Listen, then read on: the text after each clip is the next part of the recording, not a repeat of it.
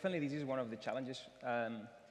Sports clubs has a lot of different value propositions, right? In our case, we have an academy for kids to play soccer. We have an OTT. We have a B2B business with the sponsors. And sometimes what happens is that these sort of unique value propositions has certain dynamics on managing the business operations, right? And probably the technology that you need for that is different, right? So since we are coming from an era where TV rights were spiking and everyone was happy, technology was not at least from a decision-making perspective was not the priority. This is changing, and we are seeing that more and more teams, clubs are actually trying to consolidate from a technology perspective, integrating these different business opportunities and creating a sort of a more unified value proposition, right? That would be for the business side. Another challenge that as a clubs we face is how we make the sports operations teams and the business operations teams work together and empathizing with the pain points that each of one unit has, right? On the performance side, I feel like in the last year has been a lot of advances. There has been, I would say, more on the exploration phase last years. And I feel that today we are in a moment where we are seeing, as you were mentioning, some standards are arising, a lot of consolidations, companies buying other companies and creating portfolio of products that kind of talk in between each other and makes things easier. We are seeing also a lot of how technology is personalizing as well the reality of for each player. Luke will be able to talk about the tacticals, but and I don't want to get into this. But for example, on the physiological response that every club, that every player has, right? So before that, we were one size fits all, and we know that it's not this way. But because we didn't have the technologies that were able to track from more on the biometrical stuff responses to these mechanical demands that the game gives to the player, we were not able to personalize that, right? So I feel like right now we are in a moment where all this is going to be bringing the value that was promised back some years ago, and we are starting to see some, in our case, some good results. Any specific case studies that you can bring to life a bit more about that, bringing that value from the different technology? Well, there is a good case, and look, we worked together on that. Back in 2015, what we faced is that coaches didn't rely on quantitative analytics, right? And the reality was because events data were not at the core of their questions, right? They were more interested in questions relating to the collective behavior, and that happens when a player doesn't have the ball, right? Not when it has the ball. So back at the time, there was in the market the initial providers, the first providers that were actually bringing tracking data, but there was a need to create models, right? And I remember back at that time, 2016, 17, look, I think you still wasn't at Harvard, or maybe we did the first research project to start bringing this, using that new tracking data to build first models that were actually answering the questions of the coaches, right? And 7 years after this, we are using that technology on a daily basis in our club. We are automatizing a lot of the processes that before were fully manual, and we created value, definitely. Less, probably more time for match analysis to, instead of cutting videos, basically giving experience-based analytics based on the automatic tagging that they are able to do. Excellent, thank you. So coming to Luke now, some of that integration, I'm sure from a performance side, must be key, integrating it across from the grassroots all the way up to the elite side. Great to hear from you about some of the lessons learned and their success stories with integration. Yeah, part of sort of my role in the broader ecosystem means that people often come to me asking me about, from clubs, for example, saying, hey, we want to add in data analytics capacity within our organization, or we want to sort of embrace technology more. And they will come to me and say things like, who should I hire, or what data provider should I go with, StatsBomb or Opta, or should we use VIA or Pixelot or whatever. And my answer to them typically is that, well, when I take data analysts for an example, the sort of dominant modality for clubs' use of analysis is they'll pay for data, they'll hire an analyst, and then they'll stick that analyst in the corner like a house plant and ignore them, right? And so they're basically hiring that analyst for the purpose of, because the owner or somebody feels like we need analytics. And I usually say to them, whatever your budget is, whether you're saying I want to spend $10,000 a year on analytics or I want to spend millions of dollars a year on analytics, do you know as an organization how to get the most from that data and actually how to integrate it into your workflows? Because history has suggested that clubs don't have that. And in fact, if you're going to hire an analyst and treat them like a house plant, you'd be better off deploying those resources in a way where you know how to get value. Hire a set piece coach, hire a physiotherapist. Deploy it in a way where you know you can get positive ROI, right? And so what happens is clubs are sort of, data analytics is like one example of that, but they're oftentimes chasing the latest because they see other clubs doing it. And an example of this is a couple years ago, a close friend of mine works at the Seattle Seahawks in the NFL. And I visited their facility in Seattle and was sort of touring around. And we went into the sports science area, which had all these sort of measuring devices and so on. And he opened up this door, and it was full of like junk, for lack of a better word, like old tech stuff. And he called it the sports science graveyard. And he said, over the last 10 years, they've just sort of, for various reasons, we're often chase one technology after another, things which were unproven or didn't provide value or they sort of hadn't properly integrated it. And in the end, they had all these tools that essentially were used very briefly and then discarded.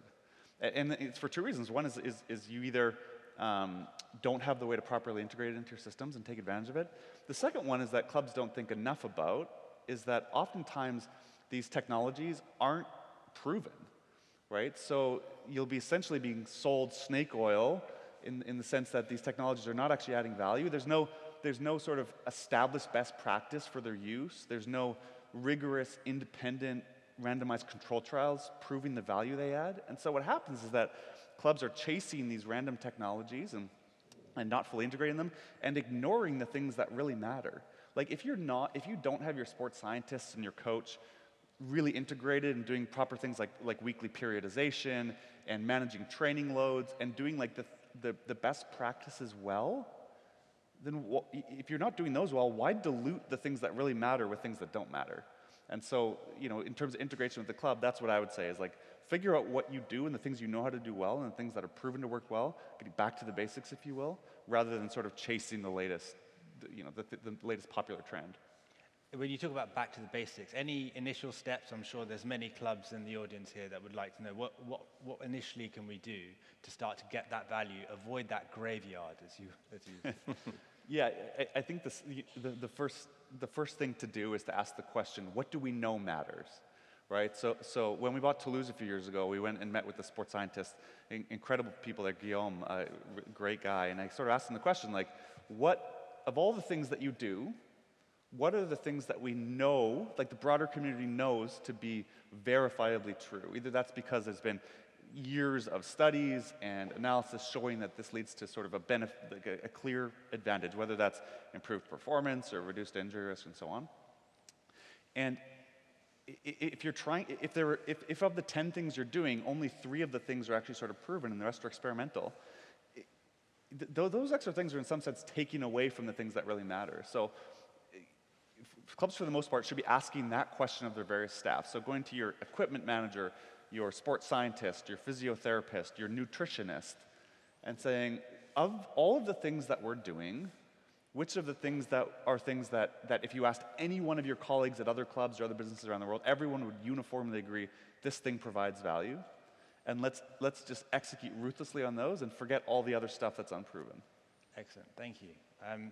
So the next topic I want to explore is artificial intelligence. If I'm on a sports tech panel and I don't mention artificial intelligence, we're doing the wrong thing here. So yesterday I was speaking with Elias at Sevilla FC, and it's really interesting to see they've developed a number of interesting proprietary tools around AI and embedding that within the club. So I want to talk to the panel around where is the additional value. So first of all, coming to Carlo, where do you think there's additional value in some of the new AI technology that can be involved? Shameless promotion. I'm starting to write books, just not to have a few things to do. It's called Untangling the Many Areas of AI and Untangling the Sport Ecosystem. And I wanted to write about the many areas of AI because clearly, I mean, since November last year, everybody's talking about first ChatGPT and then generative AI. And that's clearly the newest and more vulgarized AI that we know. But I mean, everything we have around us is somehow involved with some sort of AI. There are many uses of AI. There are many different models of AI. I think if you look at the sport per se, I recently was with Sky Italia at a conference, and we were kind of analyzing what is the impact. So I think on one end, there is an impact in the application, I don't know, everything that you're doing or the biomechanics. So there, I would call it in-app, or in-system use of AI, which is already there. I mean, I had in the last years a team of 10 people working on AI. We were not the most loved guys and girls in the office because nobody cared. Now, obviously, everything is AI. So AI has been there for years. Clearly, generative AI has, I think, caught the attention and the fantasy of people because you can use it yourself. So the second aspect is not only how this can be used in sport, in many different fields, but is how people directly can use it. And I don't know if you have experience. I obviously, because of what I do, I've always been in innovation. I use a lot of tools to test, to experiment, etc. And you notice that you kind of, if you want and you understand what you're doing and what you want to achieve, you kind of have a team augmenting what you're doing with this kind of new generative AI tool. So obviously you can imagine it can be used to create content in an assisted way. People like WSC are doing that for many, many years. I imagine that if you work in sport production, the ideal thing is to have all the, I'm saying Champions League because it's something I'm familiar, all the video of the Champions League, and I can use a ChatGPT interface similar to create highlights. And maybe say, okay, no, that's too long. Use less Ronaldinho. So if I can talk to someone that has the intelligence and the video and create content like that, I don't think I'm devaluing the human aspect of it because it's me trying to find, the best way to create the story that I'm doing. On the other end, if people start to use it in their normal work, this is an impact for every business, not only for. And it's kind of democratizing or going into a no-code system where people are assisted with this. On the other end, clearly, I understand the complexity of being in a creative job, being in a copyright or someone that writes about sport, and being scared that you're replaced. At the moment, sometimes when I use AI, I don't even read it because I don't value what has been written. So I need to take it, change it, to even read it myself. So imagine other people. So I think at the moment, in sports specifically, there is a lot to create around the media aspect, just talking about generative AI. Why? I don't think there is a big difference like from 6 months ago in any other areas of AI, because everybody was already somehow using some sort of it. Thank you. And so moving slightly on from AI into sort of player performance, Albert, Barca Innovation Hub have been a big proponent of AI in trying to improve the performance of players. Mm-hmm. Has it really helped? Have you seen any advancements in sort of the training aspect or the physical aspect of players? No, yeah, definitely.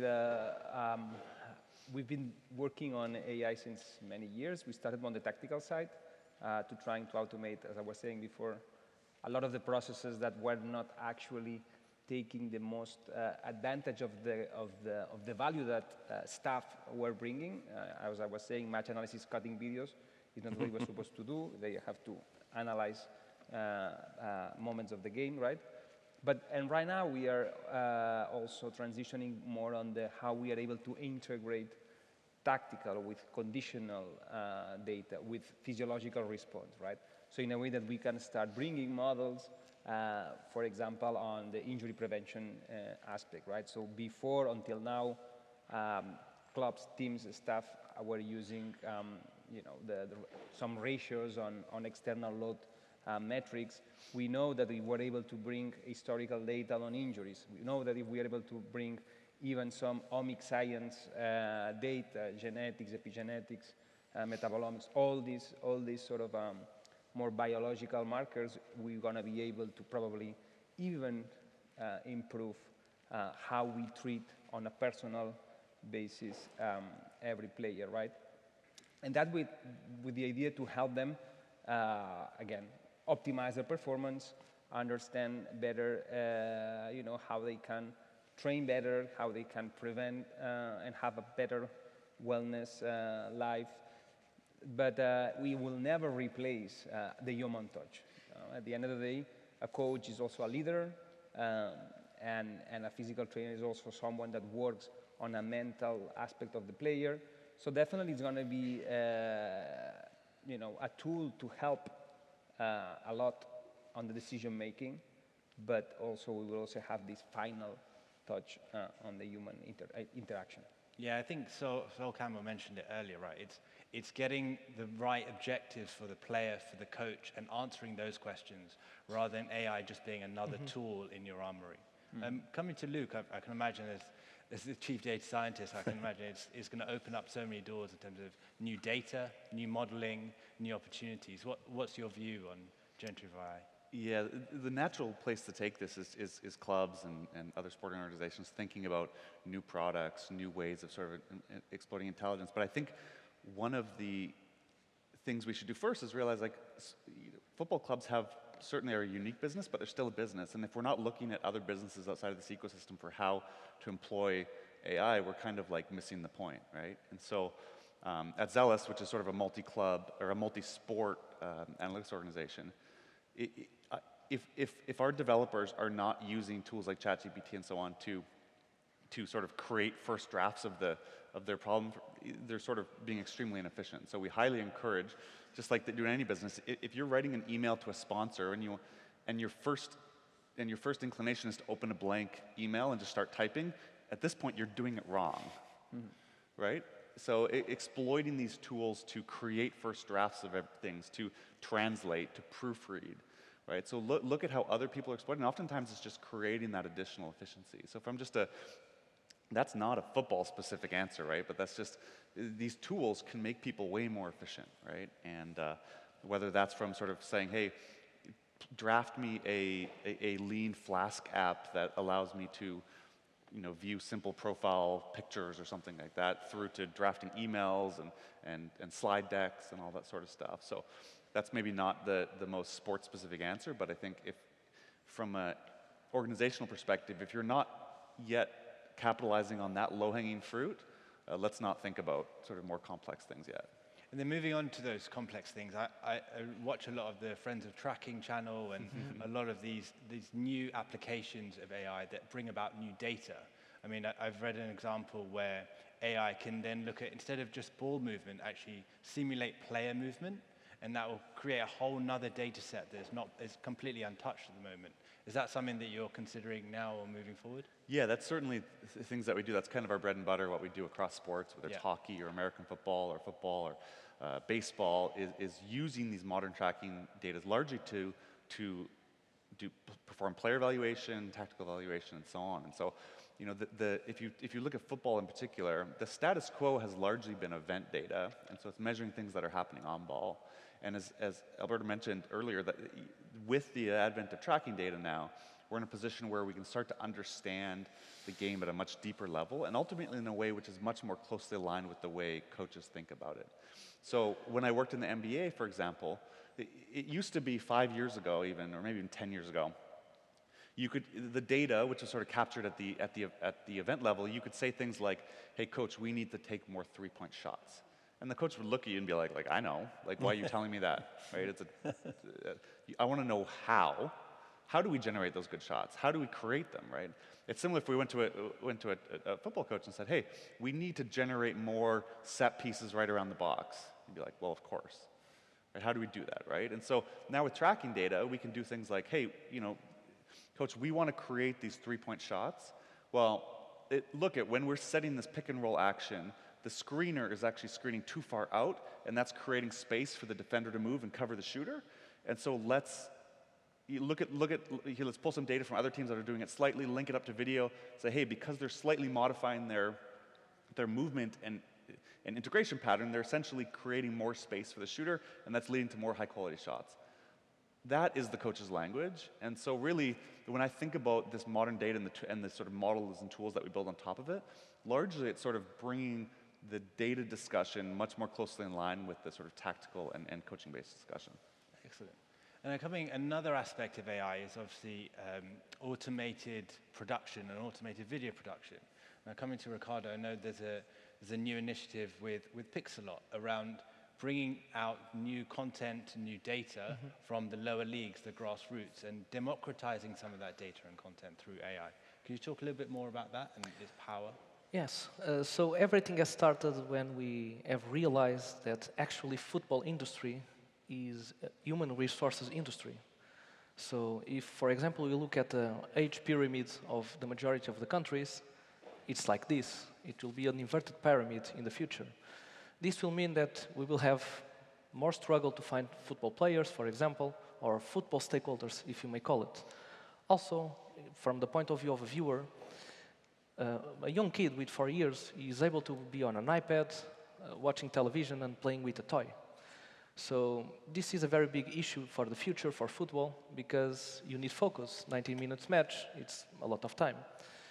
And picking these two problems where the future will have more complex problems to solve, but also less people to play football, for example, we started to look at solutions. And it's much more than the automated camera itself. It's the ability for us to capture video in an efficient way, because otherwise it has a very high cost. Of course, if you are capturing, for example, Champions League match, that's not a question. Everybody is there. You have the video. But when you go down and down and down, there is a cost, but there is no return on investment, you know. But for example, if you start to install cameras on stadiums where you have third leagues, fourth leagues, for example, in those same stadiums, you have other matches from other competitions. And then you solve an issue, which is the data issue from the video point of view. And with the video itself, you have the input that you need. After that, you can put the video on an OTT, as Carlo was talking about, for example. When you put a video on that OTT, you have to be careful as well that in the future you have to provide a different experience because the client will be different. We are competing with, for example, Twitch, I don't know, a streaming platform. We need a gamification experience based on, you know, otherwise they will not see footage of that. With the same video, you can also extract data. That data can also go to the OTT for people that are on an OTT that they only want to see, I only want to see free kicks. That's it. That same data you can put on the hands of the coaches, the analysts, you can put AI models on top to solve issues. So the project for us is to solve on one hand the issue of the data itself, that is not efficient to collect in a broader spectrum. And on the other hand, it's to use that data and to get to know players faster when they are younger, because we export a lot of players, for example, in Portugal, also coaches, also other types of people that work around sports. So we need to get to know them faster. So the project is mainly to solve those types of issues. So you talk about getting faster value from that data. I mean, if you're getting content and data on the players in the third, fourth league and having huge databases on their player performance, where they're playing, goal score, is that really valuable data? How are you going to turn that into valuable insights at federation level? Yeah, so this is like probably following the scientific principle of going down a path on trying to understand the problem, and by the end of the day we can conclude that we were right, that we cannot conclude anything or something like this. But if I do the question about how many Cristiano Ronaldos did we lost because we didn't knew them or because we didn't support them on the correct timing. So our idea is because if the future is an inverted pyramid, you have less players, so you have to convert more. It's like a developer. We have a very huge problem with developers. Companies need developers, IT developers, and it's a struggle to find them. If we continue down this path in the future, we will not have football players, or only the big teams will have. So the ones that are coming in, we should make sure that they will continue on football, you know. So it's more or less our idea behind it. Excellent. That education element, that now providing more data to the clubs at the lower level, surely there's an educational pathway, a journey that the clubs have to go on to use some of that content, some of that data. And anyone else from the panel want to share maybe ideas or how that pathway can be improved? Yeah, definitely. I think you mentioned democratization. Yeah. This is something that is happening. We're seeing technology that before was only available for the pros at a much lower cost. You can bring it to the academy level, to the kids. And that is helping us. We are working with a company, Oliver, which is 10 times lower the price, the one that we use for the pros. And it's a really good quality data. And we are deploying across all the kids of 10 years old to also educate them on the use of the data, right? Because at the end of the day, there's a path also to understanding how you can use this data, in order to improve yourself. So I feel like there is something that will also help in terms of the volume of data sets that we're going to have available, right? And probably then the models that we're able to create is going to be even much more robust because the type of raw data is going to be bigger. Yeah. Anything to add, Luke, from a performance side when you're increasing the amount of data at the grassroots level? Yeah, it's something, again, I think I've said this 2 or 3 times already now on this panel, but like the first question is how are you going to make use of it, right? Yeah. And so the obvious one, and you've seen it in some of the displays, even out in the networking area here, is just being able to sort of queue up video based on simple queries, like, hey, let's find all of this team's shots or through balls, or being able to do those questions now in sort of like an automated way is fantastic, right? And so the first step often, instead of saying, what can we do now, you can say, what are we doing now that's like really time consuming or annoying? And can we automate that and speed it up? And so that's sort of what I see first and foremost, is the ability to sort of take out a lot of the manual slow piece, like getting things quicker essentially, right? Yeah. So that would be mine, especially for the grassroots level, that's I think the most value. Excellent. So moving on then from artificial intelligence to another technology, so virtual reality.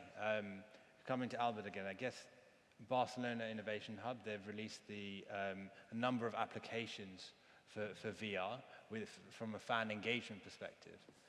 What have been some of the lessons learned from there, and how successful has that been?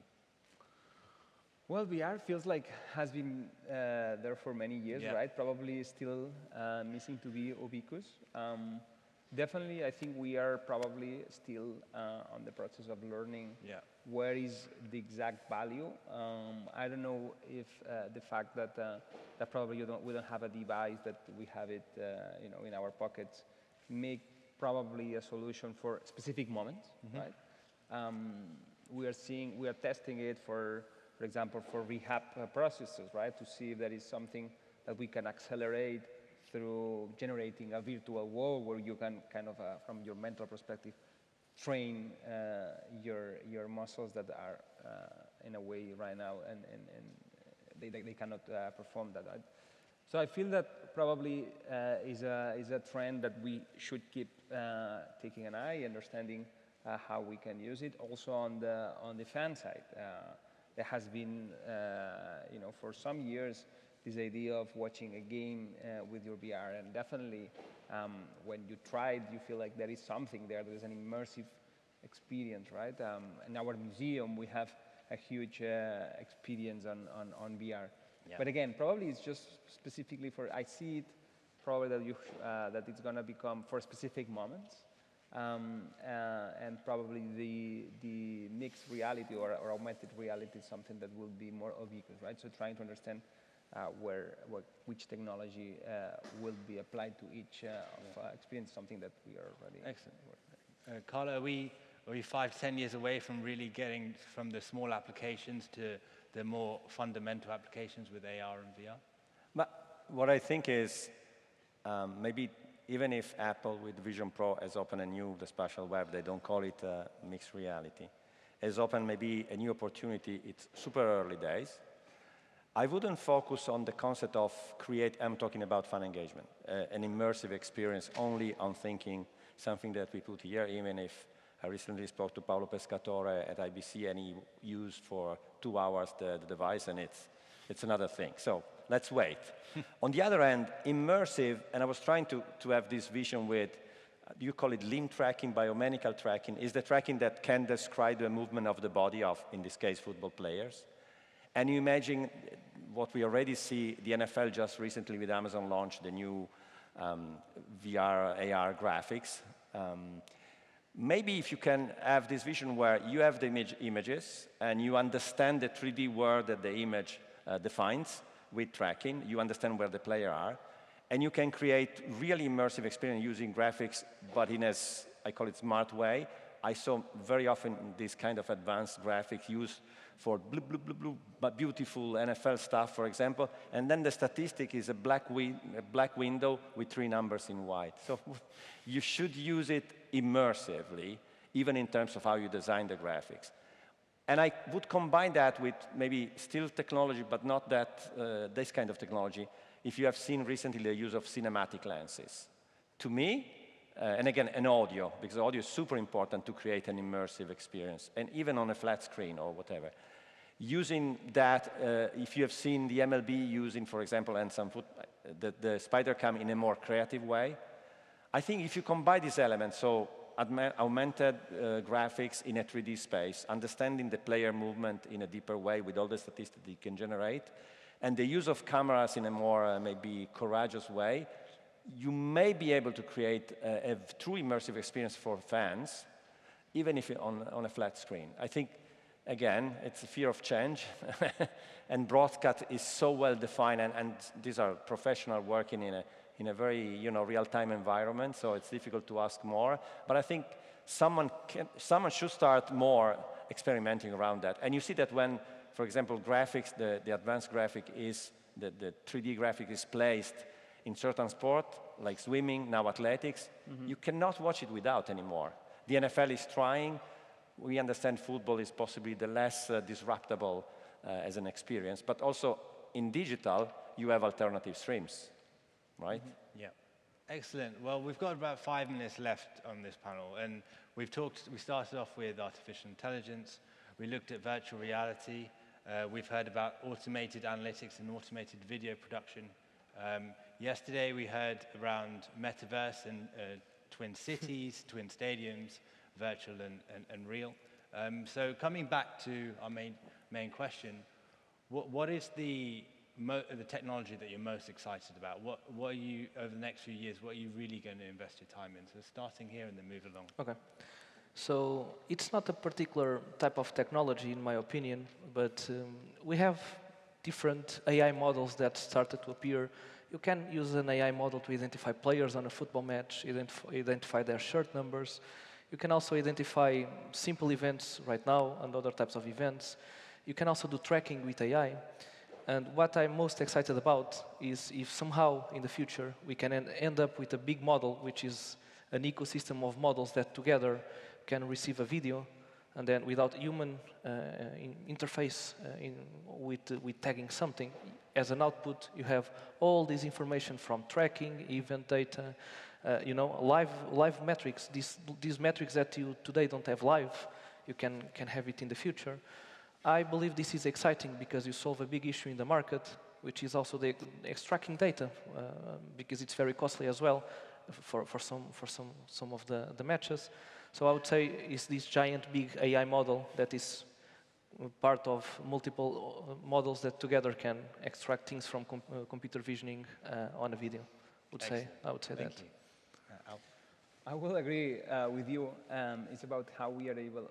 What I'm excited about is how we are able to certain technology that has been evolving, with their own path. How we are able to merge them and combine them in a way that create this concept of the digital twin, right? So a replication on the digital world where you can train, that you can test, that you can, and probably you can learn definitely from a lot of the potential results that any particular situation can have, right? So, and here back to the sports, you can do it from your stadium, you can do it from your fans, you can do it from your athletes, right? And then from that aspect, I think that will help a lot on these experimentations that we are potentially now doing it at a slowly pace because we have to convince players to give our data, et cetera, et cetera. Excellent. Carlo? So very quickly, if I can say, I think we should cut the bullshit and decide, do we really want to focus on the fans? Yes or no?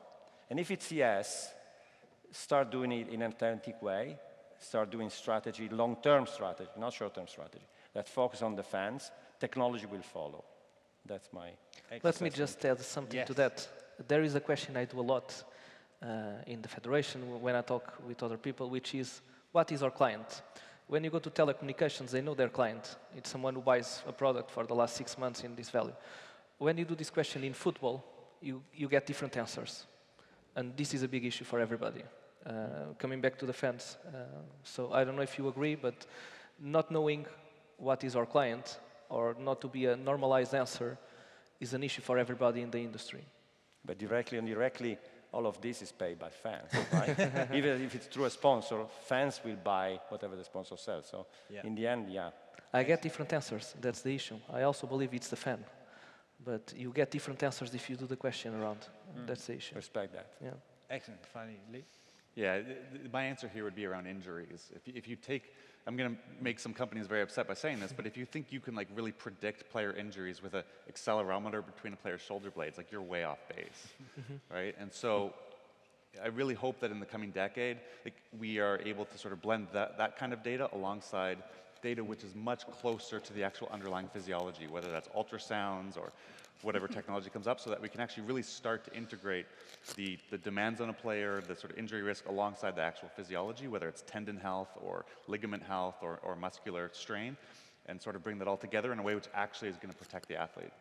Excellent. Well, thank you very much, everyone. Thank you to our panel, and we're done for today.